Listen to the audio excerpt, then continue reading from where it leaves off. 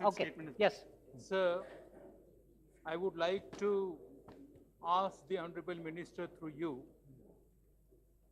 so what is the performance of the major ports in the country, especially Mumbai and JNPT?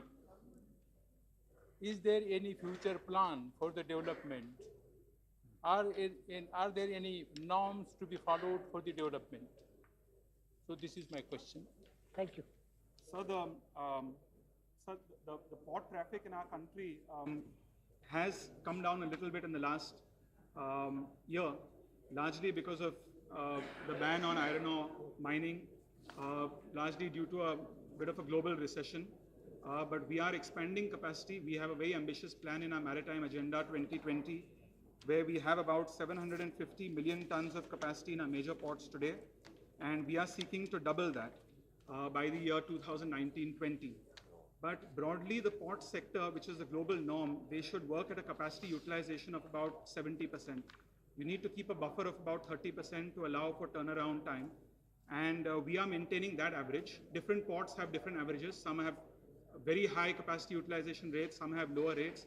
But on average, our ports are performing quite well. And we in the ministry are monitoring not just their capacity utilization, but also their efficiency parameters like turnaround time and pre-berth detention. Second question. Talked about Bombay port, development about it. So as far as Mumbai and JNPT port are concerned, these are the two major ports in Maharashtra. Both are functioning at very high capacity utilization levels. Mumbai Port Trust is functioning at 130% capacity utilization levels. JNPT is at about 97%, both of which are not very good. Mumbai Port Trust is largely a POL port, which is a petroleum oil lubricants ports. But we are considerably augmenting capacity in both these ports. In Mumbai Port Trust, for example, as more and more cargo is getting containerized, we are in the process of developing an offshore container terminal. We are also working very well with the railways for the evacuation of that cargo.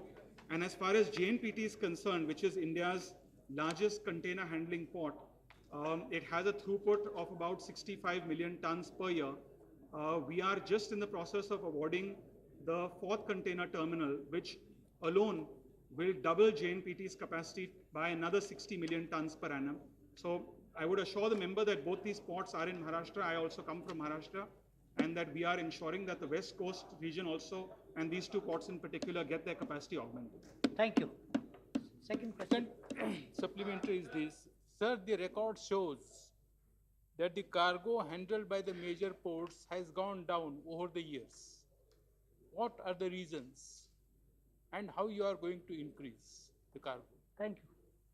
I already replied to that earlier, that the cargo has come down a bit in the last year. It's come down overall in all our major ports by about 2%. The main factors for that is the Supreme Court ban on iron ore mining. That's affected some of our ports quite adversely, ports like Mormugao Port in Goa, Chennai, Ennore and Vizag, but also the global recession. But we are encouraging these ports the ports that are severely affected, to look at alternative sources of cargo. And most of these ports, including Goa and Chennai and others, are doing quite well in that regard. Shri Basha. Sir, thank you very much, sir.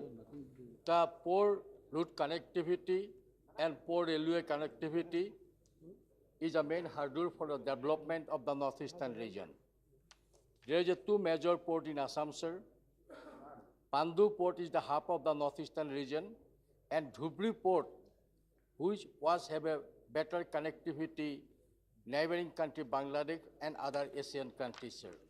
According to reply given by the Honorable Minister, his ministry is going to invest near about the 12,000 crores for the modernization and development of the port.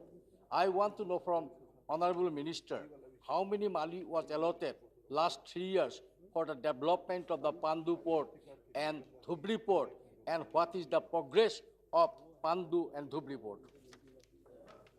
So the honourable member has spoken about are not major ports. They don't come under the government of India, so the question doesn't arise. But the member would be happy to know that we have just passed in the Rajya Sabha the Inland Waterways Bill 6, which is to 1 minute.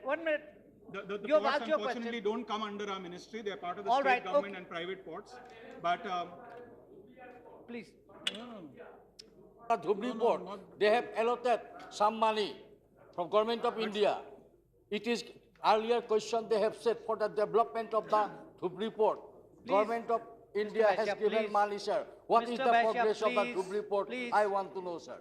so as I Mr. said, sir, there's no major port in Assam. Right. Shri Bandyopadhyay.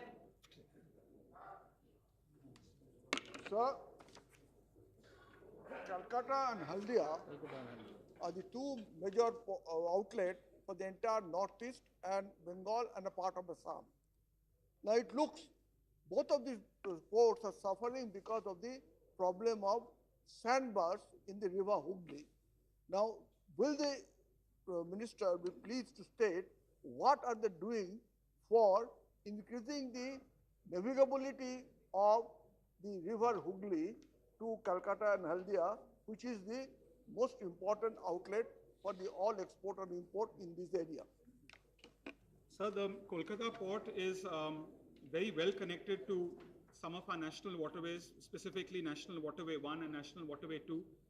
The member is right that the Hooghly River, there is a lot of siltation and it's the only riverine port in our country.